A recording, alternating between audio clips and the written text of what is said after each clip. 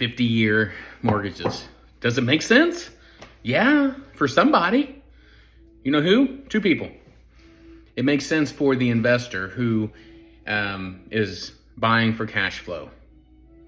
If they're going to keep the property indefinitely and appreciation will probably happen, but they're more concerned with their monthly cash flow, it makes sense for that person. Also, if the rent is, if the payment's cheaper, hypothetically, they could charge a lower amount of rent to make it more affordable for their renters. So it could be a affordability for renters. It could translate. But I see it as something for the person who can't afford to become a homeowner.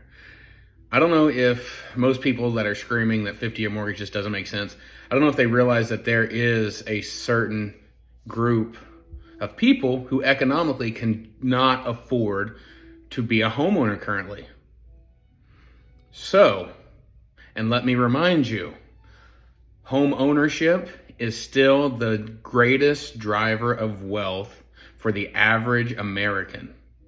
Most people generate their biggest wealth from their home ownership. So getting your foot in the door, even if you're not building, you're not doing a ton of debt paying down, guess what? What you are doing is there will be an appreciation play and a little bit of debt pay down every month. Where if you are renting, that number's zero every time because the guy who's profiting is the landlord. So this is a way for people who are at the very bottom that cannot actually right now afford to be homeowners, where they can afford to buy a home and get into the market and actually start changing their family tree. Those are the two people it makes sense for.